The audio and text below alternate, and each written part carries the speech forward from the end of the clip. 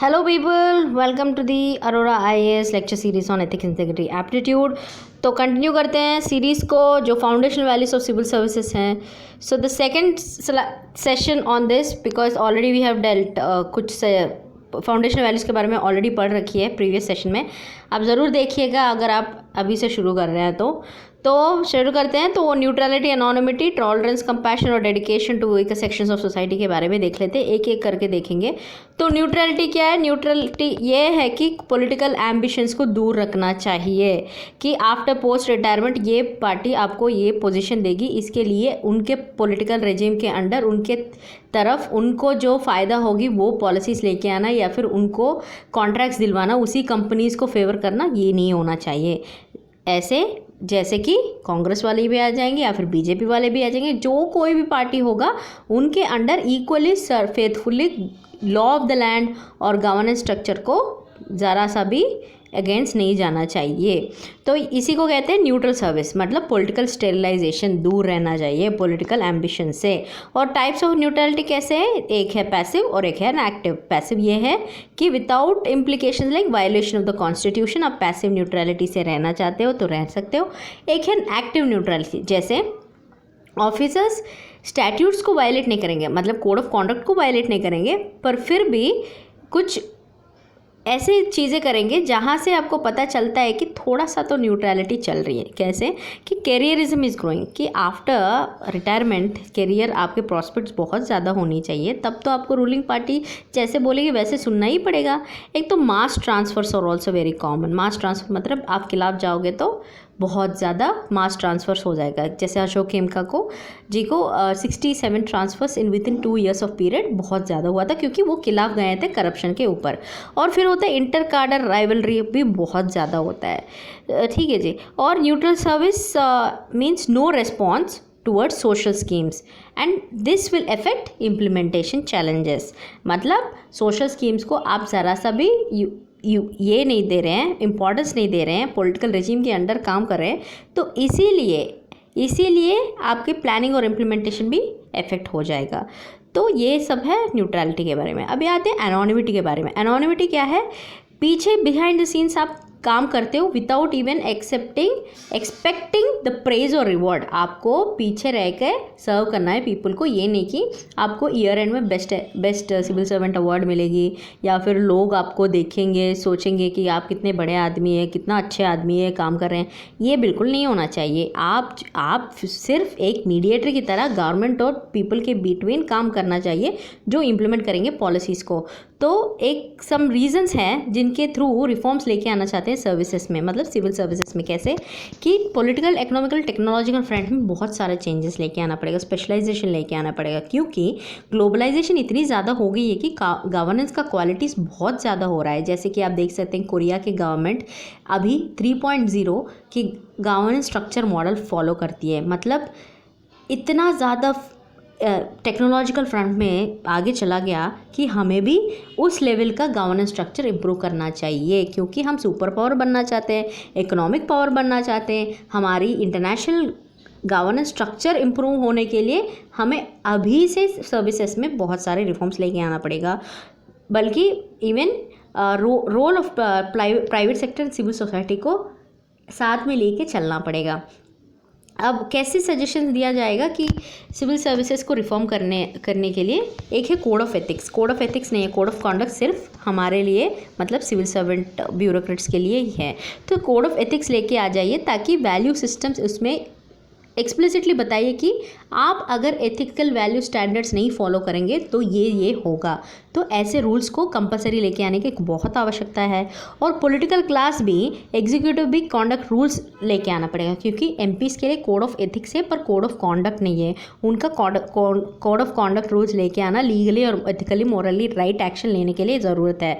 एक और है training in ethical awareness. Essential skill development programmes conduct करना चाहिए सिविल सर्वेंट्स के लिए। जैसे कि आप देखते हो कि फील्ड ट्रेनिंग होती है, भारत दर्शन होता है, ये बहुत सारे प्रोग्राम्स हैं। ये क्यों करते हैं? क्योंकि उनके अंदर वो वैल्यू सिस्टम्स या फिर लोगों की समस्या को समझने के लिए, इंडिया को और अच्छे से जानने के लिए, अच्छे इनोवेटिव मैकेनिज्म्स लेके आने के लिए करवाते हैं ऐसे ट्रेनिंग्स। और testing rather than written exam is more important. Examination based on serving the nation passion, leadership qualities and values based on field based assessment बहुत इंपॉर्टेंट होगा, ना कि एक रिटन एग्जाम के थ्रू आपको कुछ नहीं पता चलेगा। जैसे एक IPS चीटिंग केस में कॉट हो गए थे, देखिए यही तो है। तो उनका वैल्यू सिस्टम कैसे रहेगा जब आप वो कंटिन्यू करेंगे सर्विसेज में।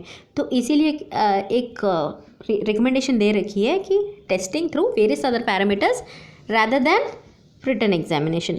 अभी हमने अनोनिमिटी और न्यूट्रलिटी तो देख लिया, अब देखते हैं टॉलरेंस के बारे में। टॉलरेंस कुछ नहीं है, आप रेस्पेक्ट करते हो, फेयर एटीट्यूड बनाते हो एक दूसरे के आपसी में, और एक ऐसा एटीट्यूड जहाँ पे बिलीव्स एंड ओपिनियंस दूसरे का भी आपको मैटर करता है और आप एक्सेप्ट करते हो, चाहे जितना भी अंतर हो, कितना भी अंतर हो दोनों के एटीट्यूड, ओपिनियंस एंड बिलीव्स के सिस्टम के थ्रू, फिर भी आप उसको रेस्पेक्ट करते हो। क्योंकि एक डेमोक्रेटिक गवर्नेंस का यही तो उद्देश्य है, क्योंकि सिटीजन्स का ग्रेटर टॉलरेंस लेवल ज़्यादा बढ़ाने के लिए आप सिविल सर्वेंट होकर आपको टॉलरेंस का बहुत हाई लेवल क्वालिटी होना चाहिए, जबकि आपको फेयर, ऑब्जेक्टिव, परमिसिव एटीट्यूड होना पड़ता है। और फिर आते हैं अभी कंपैशन के थ्रू। कंपैशन क्या है? फीलिंग एम्पैथी ऑफ अदर्स, मतलब इसके थ्रू ही सिविल सर्वेंट को एक नीडी, मतलब जो पुअर पीपल आपके सर्विसेज को लेने आते हैं, जो स्कीम्स को एनरोल करते हैं, तो जब आप इम्प्लीमेंट करते हो उनको हेल्प कर सकते हो। Common people, weaker sections, challenging task है इन लोगों तक वो गवर्नमेंट सर्विसेज, ये गवर्नेंस स्ट्रक्चर या फिर गवर्नमेंट पॉलिसीज़ या फिर गवर्नमेंट सब्सिडीज़, ऐसे कोई सा वे हो, वहाँ तक पहुँचाने की बहुत चैलेंजिंग टास्क है। और इसीलिए कंपैशन जब तक सिविल सर्वेंट के अंदर नहीं होगा तब तक आप उनके कंप्लेंट्स, क्वेरीज, सजेशंस को नहीं सुन पाओगे एम्पैथेटिक मैनर में, और ऐसे अनॉयंस, एंगर डिस्प्ले करोगे तो आपको सोसाइटी में वो दर्जा नहीं मिलेगी, वो ट्रस्ट टूट जाएगी, विच इज़ वाई कॉन्सिक्वेंस क्या होगा?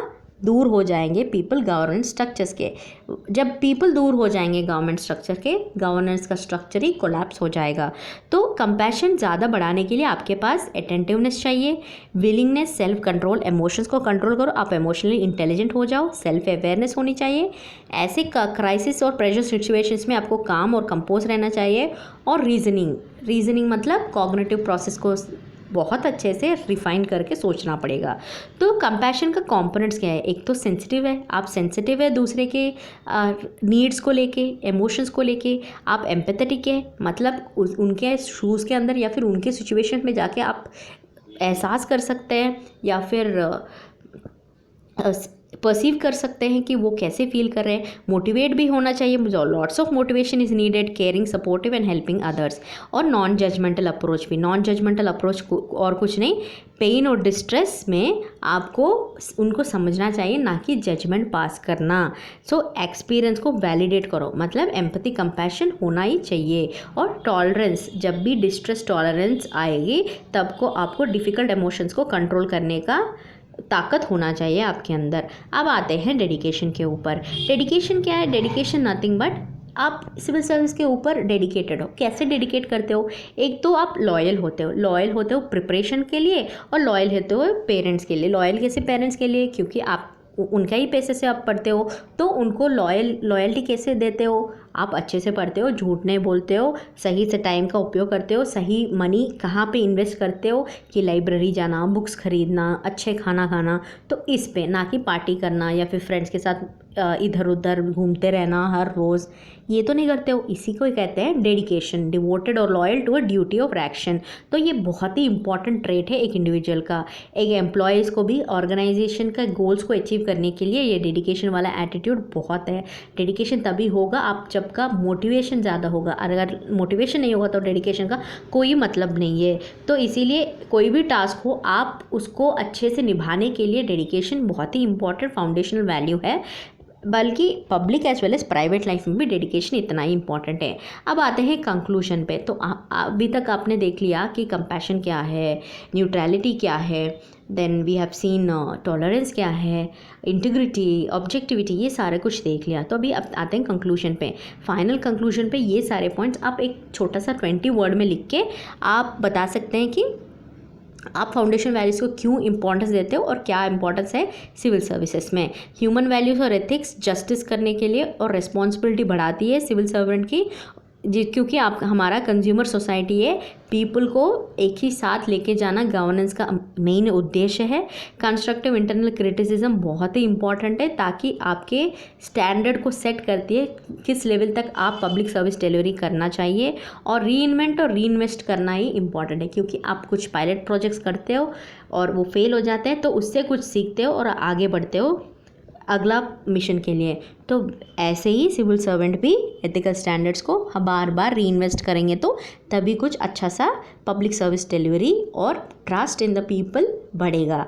तो अभी आंसर राइटिंग क्वेश्चंस के थ्रू ये लिख सकते हैं कि selflessness, accountability, openness, honesty, leadership, efficiency, effectiveness, procedural fairness, avoidance of conflict of interest और accountability to law and government. इसके ऊपर बस 20-20 वर्ड का कुछ राइटअप लिखवा के साइड में अपने कॉपी पे लिख लीजिए।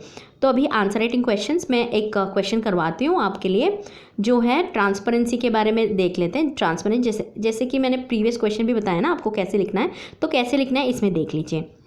तो ट्रांसपेरेंसी वो चीज़ है जो इन्फॉर्मेशन को शेयर करेगी, एक्टिंग इन ओपन मैनर, सब कुछ पब्लिक डोमेन में होगा, ताकि सब लोग देख के पहचानेंगे कि ठीक है, तो सब कुछ ट्रांसपेरेंट मैनर में चल रहा है, सब कुछ साफ दिख रहा है कि उन्होंने कॉन्ट्रैक्ट्स बुलवाया, उन्हीं को कॉन्ट्रैक्ट्स अवार्ड किया जिन्होंने अच्छा सा कोट किया है। ऐसा नहीं कि किसी को नेपोटिज्म की वजह से, फेवरेटिज्म वजह से दिया है, ऐसा कुछ नहीं। अब अकाउंटेबिलिटी आता है। अकाउंटेबिलिटी कुछ नहीं है, public sector organisation, individuals in them decisions and actions ऐसे लेते हैं जहाँ की अगर स्क्रूटिनिटी, मतलब जैसे काग है, CAG काग, तो वो क्या करती है, गवर्नमेंट की जो एक्सपेंडिचर अच्छे से हुई कि नहीं, कहाँ पे कितना खर्चा हुआ, कितना लैविश एक्सपेंडिचर हुआ है, कितना डिफिसिट एक्सपेंडिचर हुआ। वैसे ही अगर आपके एक्शंस किसी कोई स्क्रूटनी ऐसे एक्सटर्नल एजेंसी करेगी, तो आप अकाउंटेबल, मतलब क्लीन होना चाहिए, आप आंसरेबल हो। जस्टिस एक ऐसी चीज़ है जहाँ पे everyone deserves fairness in not judging through their external this thing but through their feelings and interest. Fair play बहुत इंपॉर्टेंट वर्ड है। और courage of conviction, courage of conviction वो है जहाँ पे फियर, फैशंस, डिफरेंट सिचुएशंस पे आप decisions लोगे, अच्छे से रिस्क लोगे, चैलेंजेस को एक्सेप्ट करोगे। अब एक और आता है spirit of service. Spirit of service और कुछ नहीं, commitment to public services. Self interest नहीं होगा, पब्लिक इंटरेस्ट ही लार्जर इंटरेस्ट है, उसी के थ्रू आप स्पिरिट ऑफ सर्विस कंट्री को सर्व करोगे। तो ये सब है, ऐसे ही आंसर्स लिख पाओगे। तो ये है सेशन एंड का। तो हमने बहुत कुछ कर लिया है इस एप्टीट्यूड एंड फाउंडेशन वैल्यूज़ के थ्रू। अगला chapters are both interlinked, ethics in public administration और प्रॉपर्टी इन गवर्नेंस। तो पूरा का पूरा आपका सिविल सर्विसेज पोर्शन ही इसमें बहुत सारा कवर हो जाएगा। इंटरेस्टिंग भी है और काफ़ी लंबा भी है। तो अभी तक जो सारे वीडियोस हैं प्लीज़ कवर कर दीजिएगा, ताकि आपको आसान हो जाएगी आगे के सेशंस देखने में। तो चलिए इसी दौरान अलविदा कहते हैं फ़िलहाल के लिए। तो study well, hope all of you are doing well in your preparation on a high mode. तो Jai Hind, until the next video comes in. Thank you.